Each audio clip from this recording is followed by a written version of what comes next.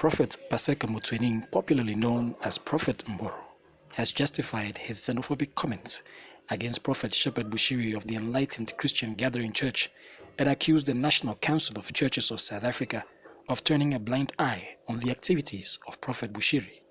We had an arrangement to sit down. They wanted to bring peace because they say I'm xenophobic when I say Bushiri must go back to Malawi and fetch the money he stole from our South African people. He's a fraudster, he's a thief, he's a liar.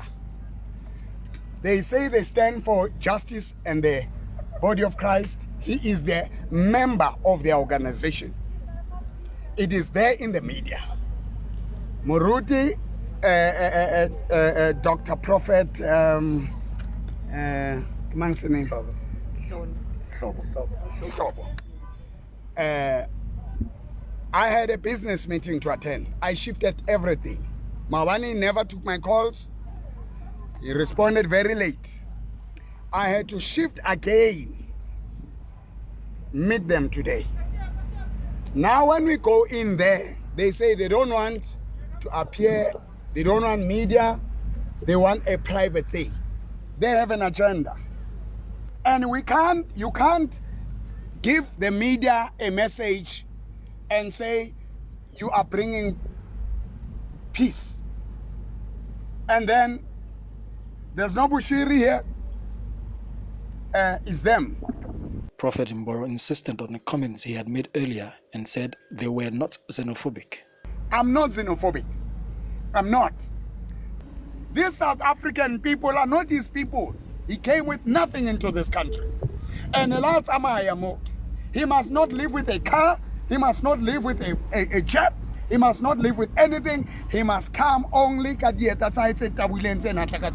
Africa and go back home and fetch the money he stole from our poor people.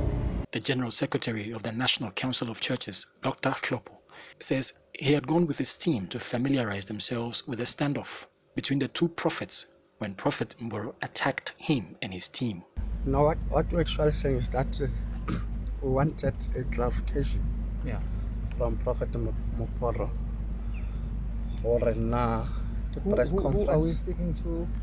Dr. Prophet Klopo, General Secretary, National Council of Churches. Okay.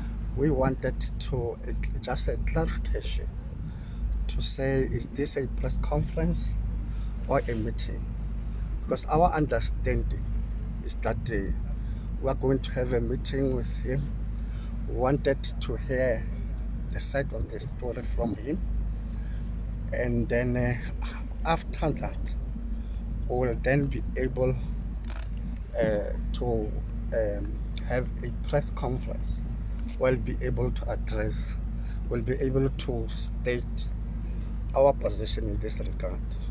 So we felt as the National Council of Churches that we can't go and meet Prophet Bushiri alone without consulting him. It will be unfair to him. That is why we've actually decided that we must come and meet Prophet just to understand the situation. We've got to the fight between him and Prophet Bushiri. That was the situation. We didn't or something. We just wanted a clarification to say let's meet, discuss, and thereafter we'll have a press conference to say whatever we'll say as the National Council of Churches. Our aim, the first aim of the National Council of Churches is really to unite the body of Christ. We wanted to check whether we can be able to intervene, mediate in this process. We are not taking side and will not take side. We are a national body representing churches nationally, and we will not take any side. Prophet Mboro vented his anger and claimed that men of God and politicians in this country were scared to approach Prophet Bushiri. You know, politicians are quiet. Church leaders are quiet. They are afraid of Measure 1.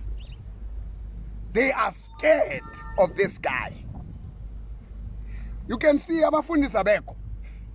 Ki only muruti kaiba. Baba leile.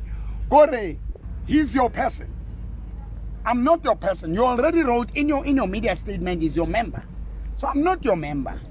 So Luna carrying on the way let's and sell our people out. But even if I can die, I die with pride. Already there was one man in South Africa who stood for the poorest of the poor, who stood for Christ, who stood against the man who calls himself Goliath, who kills everybody, who terrorizes everybody.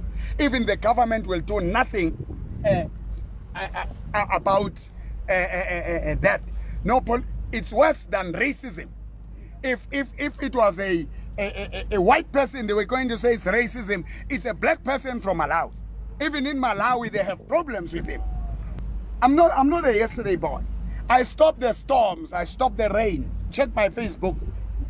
He also accused the leader of the Black First Land First party leader Andile Ngitama, who recently called on the two factions to make peace. The PLF Leona already na. And Ngitama, I warned him. I warned you, Ngitama. Ore, as an organization and a movement of the people, you should put the people first, or sit and hear the both side of the story. You agreed in the beginning that you will come and you'll talk to him and mediate. We've been calling Bushiri for a long time. He's too big to attend his own members, that he takes money, he takes tithes, he takes offerings, he sells items, merchandise. He is making over 50 million a week.